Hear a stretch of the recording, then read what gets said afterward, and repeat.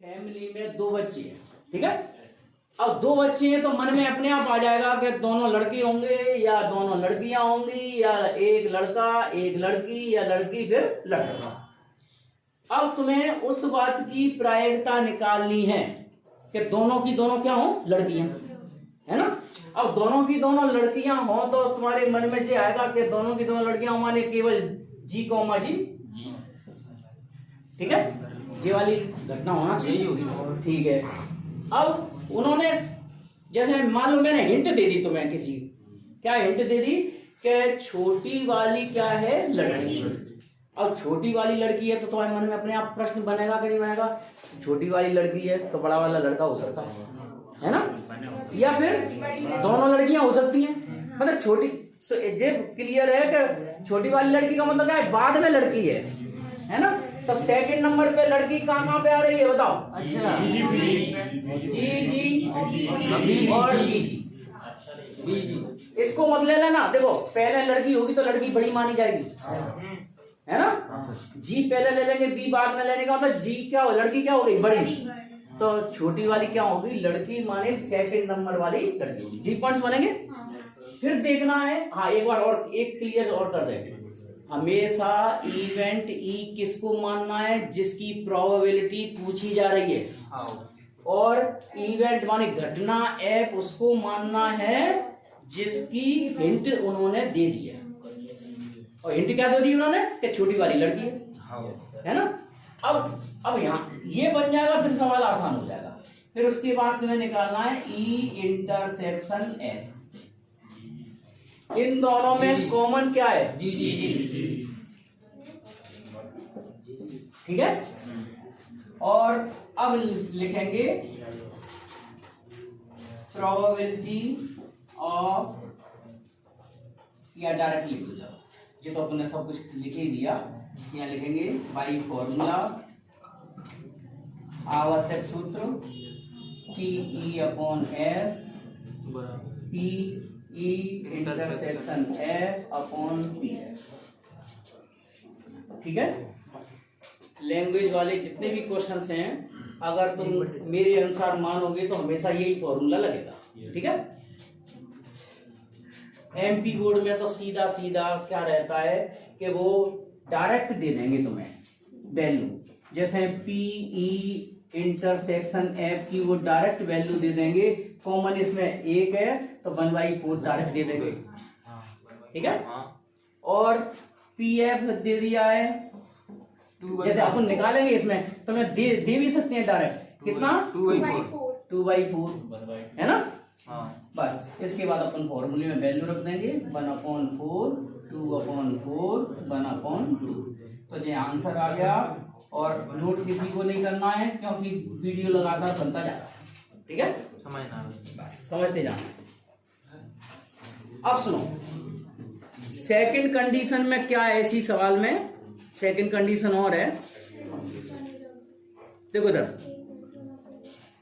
Probability तो तुम्हें जी निकालनी है, बोथ आर गर्ल, दोनों की दोनों क्या हो, लड़की, तो चलेगा। अब उन्होंने जी कह दिया हिंट के तौर पे कि एटलीस्ट 1 विल बी गर्ल, माने उनमें कम से कम एक लड़की है। कम से कम एक लड़की का मतलब क्या हो गया, एक लड़की भी हो सकती है, दोनों लड़कियां भी हो सकती हैं। तो हाँ, एटलीस्ट 1 गर्ल। हाँ, इसका मतलब हिंदी में बोलेंगे कम से कम एक लड़की तो है, एक लड़की। तो अगर कम से कम एक लड़की वाली घटना लेंगे तो सुनो, केवल जी हटेगी बस, दोनों भाई किसी ने जी कह दिया कि कम से कम एक लड़की है तो दोनों लड़के वाली इवेंट हट जाएगी, तो ये तीनों आ जाएंगे। जी जी जी जी, ठीक है। अब यहाँ पे फॉर्मूला जी लगेगा, कॉमन भी यही होगा। यहाँ पर इंटरसेक्शन क्या हो गया, यही रहेगा, यही होगा, ये बदल जाएगा बस 3/4, ठीक है। तो ये तुम्हारा सेकंड क्वेश्चन का आंसर निकल जाएगा 1/4 डिवाइडेड बाय 3/4 आंसर 1/3। तो ये सेकंड का आंसर होगा। ठीक है,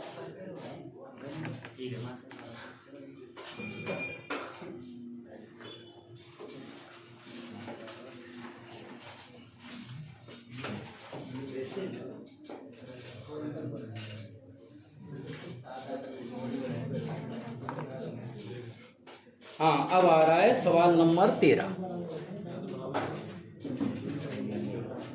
क्वेश्चन नंबर 13। अब सुनिए, पहले तो एक प्रश्न पत्र है, ठीक है, माने एक क्वेश्चन बैंक है। इन आ क्वेश्चन बैंक,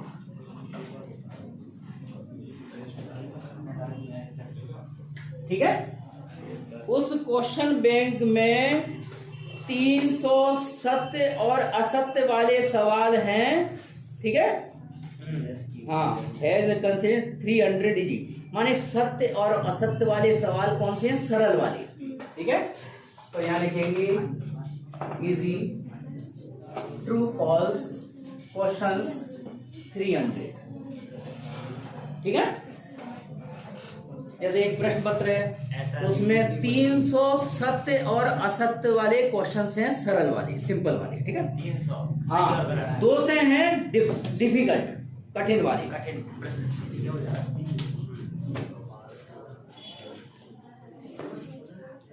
हाँ, ये ट्रू फॉल्स ही,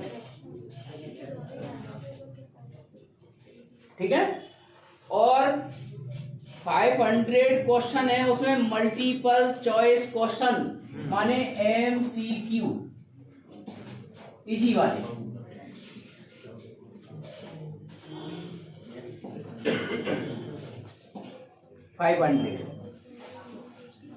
ठीक है। 500 मल्टीपल चॉइस क्वेश्चन है, 400 डिफिकल्ट वाले हैं।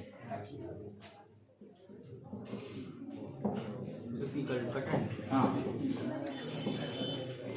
तो हिंदी में लिखूं क्या? समझ में आ गया? ये क्वेश्चन में सरल कठिन, सरल कठिन।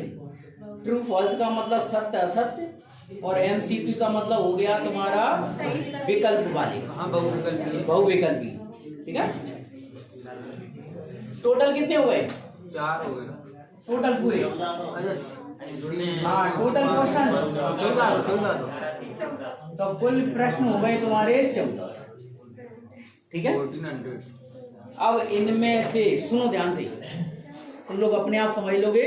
फॉर्मूला तो यही लगना है, by formula PE/F, PE intersection F/PF। चाहे CBSE का हो चाहे MP बोर्ड का हो, क्वेश्चन इसी पे आएगा, इसी कंडीशनल प्रोबेबिलिटी। इसको कंडीशनल प्रोबेबिलिटी माने प्रतिबंधी प्रायिकता बोलते हैं इसको, ठीक है। अब सुनो, इसमें अब तुम बताना है, मैं सिर्फ तुमसे पूछ रहा हूँ। क्वेश्चन पेपर हो गया, क्वेश्चन बैंक हो गई, एक बार और समझा दें। इजी ट्रू फॉल्स क्वेश्चन है 300, डिफिकल्ट ट्रू फॉल्स क्वेश्चन है 200, इजी MCQ है 500 और डिफिकल्ट MCQ है 400, टोटल 14, ठीक है। इनमें से किसी ने एक क्वेश्चन निकाला, 1400 सवालों में से क्या निकाला? एक क्वेश्चन सिलेक्ट किया। तो मैं तुम लोग बताना अब की बार मैं जिससे पूछूंगा, सभी नहीं। इसमें लिखा है कि if A question is selected at random, माने इनमें से किसी एक प्रश्न को निकाला गया, तो what is the probability that it will be easy question, मतलब इनमें से क्वेश्चन निकाला जाए फिर वो सरल वाला हो। अब सरल वाला तो ये हो सकता है या ये हो सकता है, सरल वाला क्वेश्चन हो। हाँ, हिंट के तौर पे तुम्हें बता दिया जाता है, क्या बता दिया जाता है कि it is multiple choice question, MCQ। देखो एक बार फिर माइंड में घुमाओ, इनमें से एक क्वेश्चन निकाला, वो तुम्हें उस बात की प्रोबेबिलिटी निकालेंगे कि क्वेश्चन इजी हो। और क्वेश्चन इजी हो तो अपने मन, सरल हो तो अपने मन में अपने आप आ जाएगा कि या तो वो जे वाला होगा या ये इन्फ्लुएंस ही निकलेगा, अब उन्होंने हिंट भी दे दी। बहुविकल्पी। क्या हिंट दे दी कि वो क्वेश्चन एमसीक्यू है। अब वो हिंट भले ही दे दी, लेकिन माइंड तो यही लगेगा कि एम ये भी हो सकता है और ये भी हो सकता है ना। अब काजल बताएगी कि इसमें इवेंट ई किसको माने। इवेंट ई जो है ना उसकी प्रोबेबिलिटी जिसमें एक क्वेश्चन निकले, मतलब जिसकी प्रायिकता Easy पूछी वाला। जा रही है। तो प्रायिकता काय की पूछी जा रही है। क्वेश्चन इजी बिल भी क्या होना चाहिए, जी मल्टी इजी इजी वाला, है ना। क्वेश्चन इज इजी, है ना। हाँ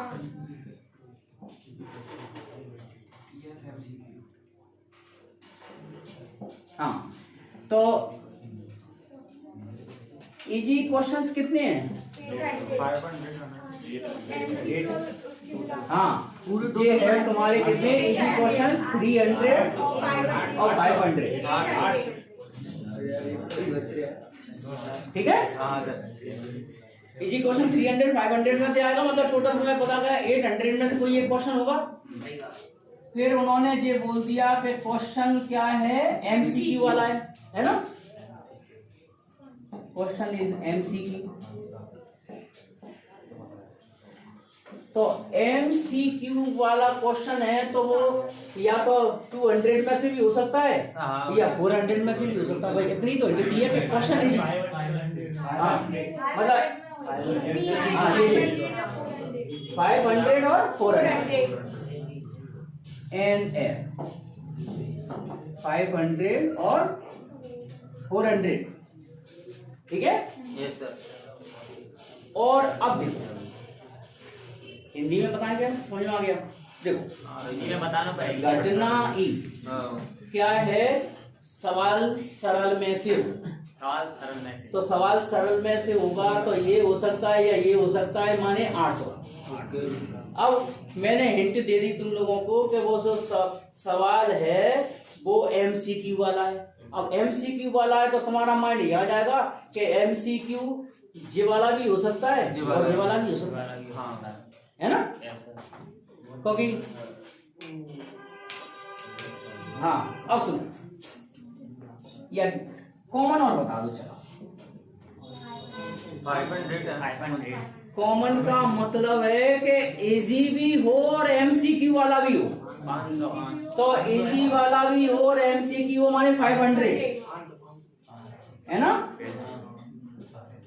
ठीक है, बस अब इस फॉर्मूले में वैल्यू रख देंगे।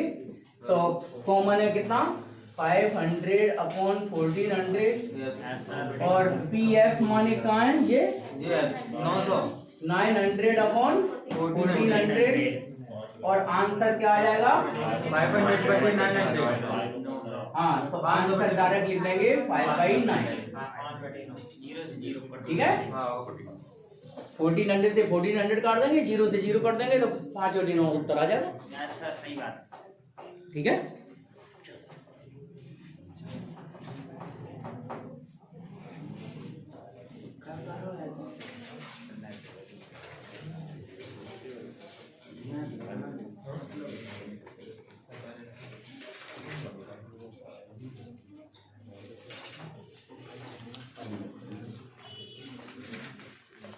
हाँ, अब आ जाओ 14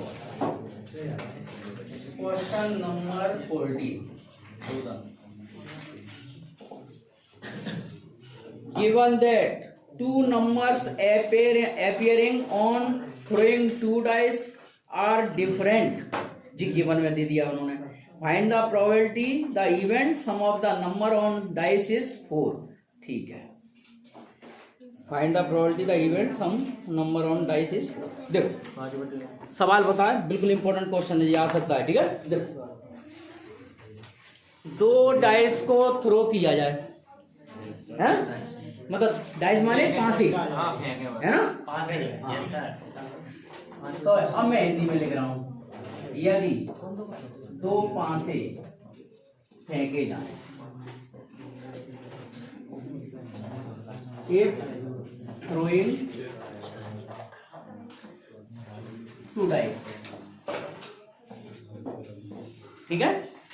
तो सबको पता है कि अगर 2 डाइस अगर थ्रो करेंगे तो जैसे 2 डाइस थ्रो करने का मतलब होता है एक एक से, पहले फेंका 1 आ गया, फिर दोबारा या दूसरा पांसा फेंका फिर 1 आ गया, तो 1 1 आ सकता है।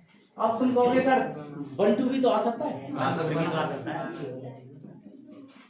डॉट डॉट 1 6 तक कोई भी आ सकता है, 2 6 तक, फिर 6 1 भी आ सकता है। पहले 6 आ जाए फिर 1 आए, है ना, 6 आ जाए फिर 2 आए, फिर 6 आए, 6 तक आ सकते हैं। कुल मिला के कुल घटनाएं बनेंगी।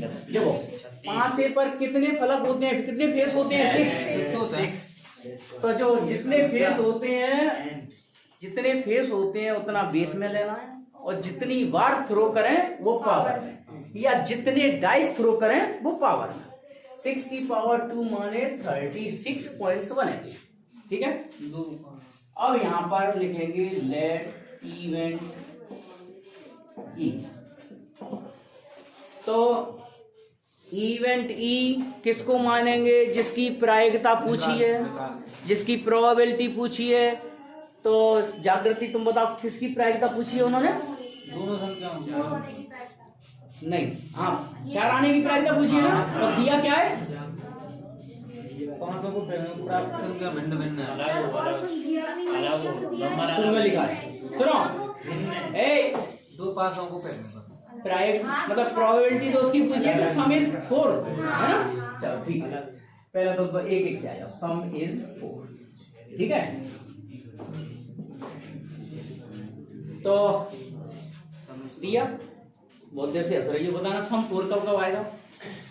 जब 2 डाइस फेंकेंगे। 2 डाइस फेंकेंगे वो तो सम आएगा। 2 डाइस तो यहाँ, 2 डाइस तो ये फेंक दिए, सम 4 आया? नहीं आया। हाँ 2 1 शाबाश, मतलब 2 2 2 3 1 1 3।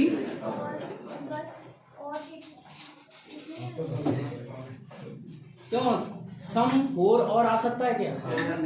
अब तुम्हें एक ऐसी चीज बता दें जो तुम्हें सामान्य तौर पे नहीं मिल पाती, वो फिर आईआईटी लेवल के टीचर ही बताते हैं, तो तुम्हें बता दें उसको।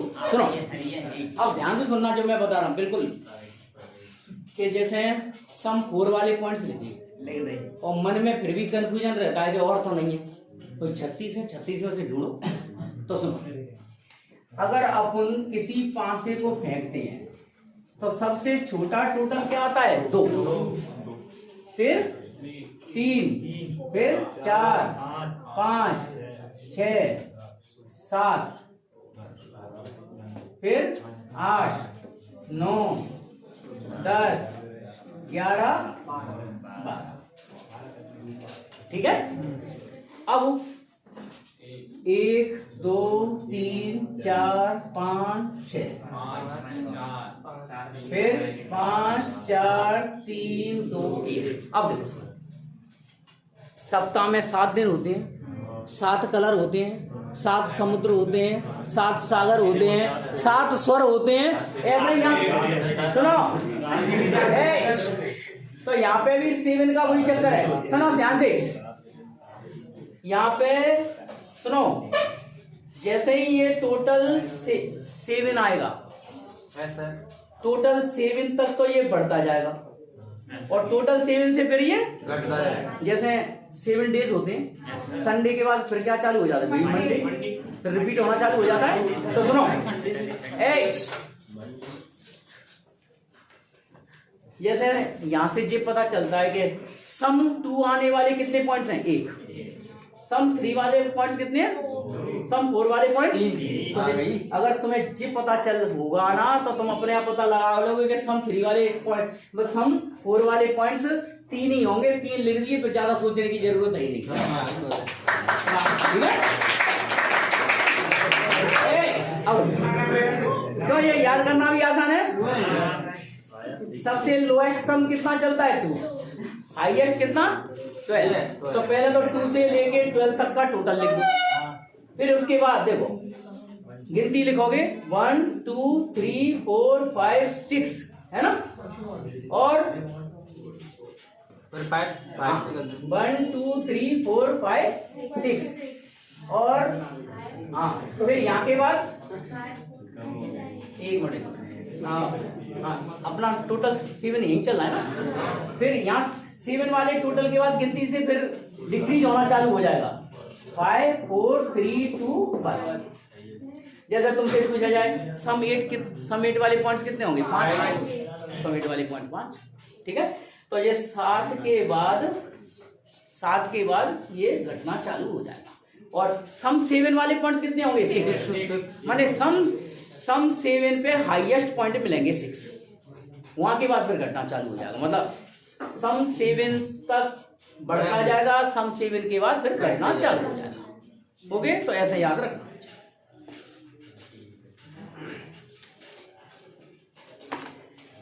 हाँ, एफ माने तुम्हें इसमें गिवन में क्या दे दिया उन्होंने, गिवन में उन्होंने ये दे दिया है कि दोनों नंबर्स क्या है, डिफरेंट, दोनों नंबर्स क्या है, डिफरेंट। तो दोनों नंबर्स डिफरेंट माने 1 2 1 3 1 4 1 5 1 6 है ना, 2 1 2 2 नहीं आएगा, 2 3 2 4 2 5 2 6 डॉट, फिर यहाँ 6 1 6 2 6 3 6 4 6 5 और 6 6 नहीं आएगा। अब सुनो, इसमें डबलेट वाले नंबर, डबलेट माने 2, मतलब 2 समान, माने डबलेट वाले नंबर से हट जाएंगे। तो डबलेट वाले नंबर क्या होते हैं, 6 हट गए, टोटल 36 होते हैं, 30 बचे, तो जो हो गए तुम्हारे 30, ठीक है। अब इसके बाद नेक्स्ट नंबर आता है इंटरसेक्शन वाले पॉइंट्स, माने इन दोनों में कॉमन देखेंगे, तो मिल जाएगा। सुनो, बोलना नहीं, बस समझते जाना है। कॉमन वाले पॉइंट्स में केवल ये 2 2 वाला नहीं मिलेगा, नहीं मिलेगा, ये दोनों मिलेंगे, हाँ। जिनमें सेम नंबर है वो तो इसमें है ही नहीं, तो कॉमन वाले में मिल जाएंगे 3 1 और 1 3, ठीक है। भूल गया वो। बस इसके बाद तुम्हें पता ही है, फॉर्मूला लगाते हैं, PE इंटरसेक्शन F। अच्छा, अब थोड़ी सी जानकारी मिल रही होगी तुम्हें सवाल में कि सैंपल स्पेस लिखते हैं, फिर घटना E उसको मानते हैं जिसकी प्रायिकता पूछी जा रही है, घटना F उसको लेते हैं जो तुम्हें दिया गया है, और उसके बाद फॉर्मूला कॉमन लिख लेते हैं, कॉमन लिखने के बाद फॉर्मूला लगाते हैं। तो formula PE upon F, PE intersection F और PF, तो कॉमन 2 माने 2/36, और PF कितना है, 30/36 माने आंसर हो गया, आंसर कितना, 1/15 लिखे आना, ठीक है, ठीक है।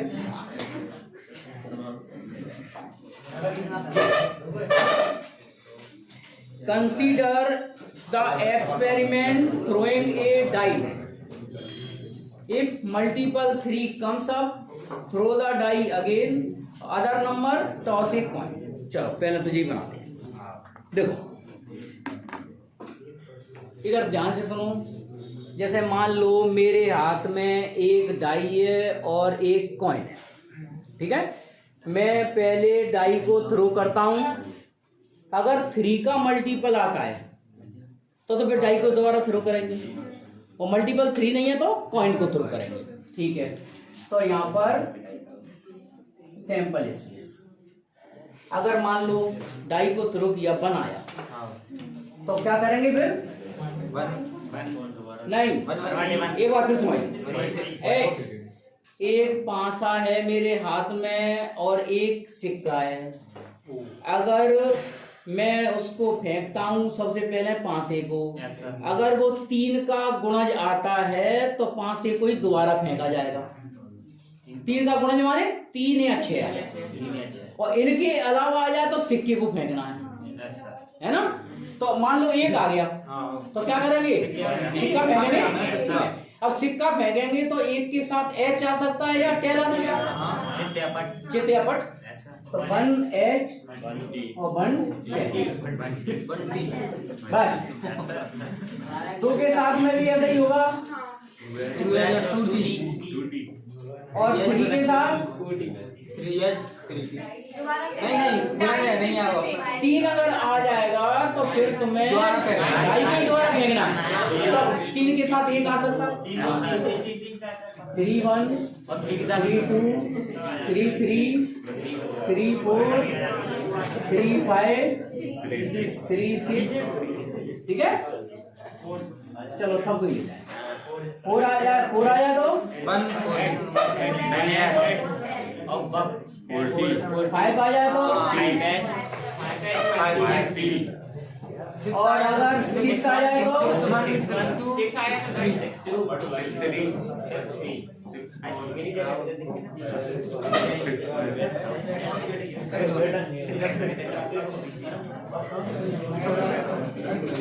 सही बैठा हूँ, ठीक है। तो ये कुल कितनी इवेंट्स हो गई? ये 2 3 4 5 20 6 ये 6 से 12 और 12 2 12 और 2 14 14 16 और 16 24, ठीक है। हाँ 20 हो गया। अब जितना हो गया पूरा एक्सपेरिमेंट, है ना। 11th के बच्चों को जी सिखाया जाता है बस केवल एक्सपेरिमेंट दिखाना। चलो, कंसीडर द एक्सपेरिमेंट एक बार फिर सुन लो। Consider the experiment throwing a die, if multiple of 3 comes up, throwing the die again, if any other number comes, toss a coin, find the probability. अब सुनना, फाइंड द प्रोबेबिलिटी मतलब उस घटना की प्रायिकता निकालना चाह रहे हैं कि कॉइन सो टेल माने सिक्के पर टी दिखाई दे। टेल माने चित माने कुछ दिखाई दे, कुछ, है ना। हाँ तो सुनो, या चित्त या पट लिख सकते हैं। तो सुनो इवेंट बस बस। अब नेक्स्ट शांतिपूर्वक सुनते रहो। सारी घटना ही है ना। हाँ, घटना ई किसको शो कर रहा है? कॉइन सो टेल, कॉइन सो टेल माने सिक्के पर 1 T 2 T 3 T। हाँ सिक्के पर क्या हो? टेल माने पट, पट्टू, ठीक है। लिख लो। तो जे आ जाएंगे तुम्हारे सिक्के पे पट 1 T 2 T 2 T 3 T है ना, 4 T 5 T बस। नहीं अब नहीं आ नहीं है 60। कहीं तो मैं बोलते चले जाना, 3 T 4 T 5 T 6, ठीक है। हाँ, और इवेंट ए, ठीक है। अब तुम्हें बता क्या दिया है उन्होंने वो सुन लो। Find the conditional probability of event the coin so tail given that at least 1 die shows as 3, माना डाई पर कम से कम एक 3 तो है, ये तुम्हें बता दिया। प्रकट होना मतलब डाई सो एट लीस्ट 3, मतलब 5 पर कम से कम एक 3 तो दिखाई देना चाहिए। तो 5 पर कम से कम एक 3 दिखाई देना चाहिए। तो ये तो पूरी लाइन आई,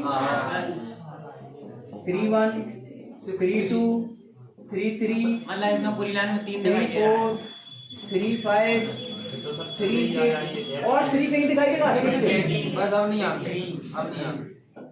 और एक बात ध्यान रखना, यहाँ मैं बताता जा रहा हूँ, सरल लगता है, एक भी पॉइंट छोड़ दिया ना आंसर पूरा गड़बड़ा जाएगा। नहीं छोड़ेंगे। कैसे छोड़ आंसर उल्टा सीधा हो जाएगा कि नहीं? चल सही बात है। कॉमन,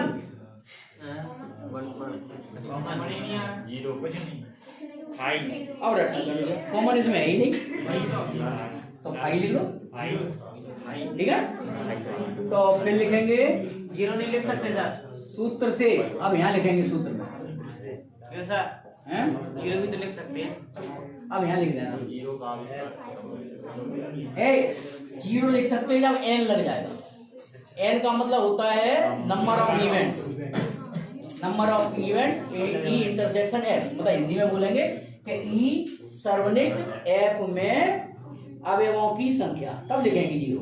और अभी तो क्या लिखना पड़ेगा? समुच्चय लिखना पड़ेगा, सेट लिखना पड़ेगा। सेट क्या है? 5, ठीक है, और पी एफ। तो इसका आंसर हो गया जीरो, और पी एफ कुछ भी हो अपन को काउंट नहीं करना है, फाइनल आंसर जीरो। जीरो का मतलब ऐसा हो ही नहीं सकता, ठीक है, अगर 3 को कट होगा, ठीक है। ट्रैक का जीरो है। हटाएं। अब आ गए अपन इसके एक एमसीक्यू पर, फिर उसके बाद 16.2 चालू करते हैं। तो 13.2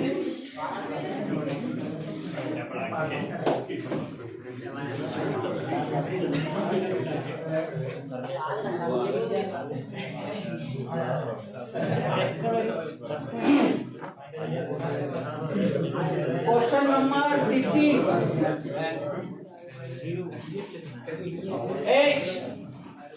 जेएमपी बोर्ड में तो आ ही रहा है, आ रहा है पक्का, ठीक है। P A 1/2 PV 0 P A upon B बताना है।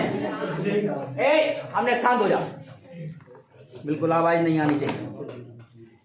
इसका formula P A intersection B upon P B, ठीक है। पी ए इंटरसेक्शन बी तो कुछ मतलब दिया नहीं है ना? नहीं दिया। अच्छा, पीवी की वैल्यू दी है 0, बस जीरो। अब अवयाल के सवाल से उल्टा हो गया, नीचे 0 आए तो नीचे 0 आ जाए तो वो इन्फिनिटी हो जाता है, तो क्या हो जाएगा? Not defined. नॉट बड़ी बात इतना नहीं है। हाँ, नॉट डिफाइंड माने अपरिभाषित। तो कौन सा विकल्प सही है इसका? सी। तो इसका आंसर सी वाला सही, ठीक है, क्लियर। अब एक्सरसाइज बी अपॉन ए 0 नहीं है। ए नेक्स्ट शांत हो जा। जीरो नहीं है। पी ए अपॉन बी का formula P A intersection B होगा, और ये पी बी और पी, इसका भी फॉर्मूला यही होता है। दोनों में बस अंतर क्या होता है, इसमें ए नीचे आ जाएगा तो ये कट जाएंगे, सीधा सीधा पी बी अपॉन पी ही बचेगा। तो ये कौन से ऑप्शन पे? डी। बस लगा दो, ठीक है।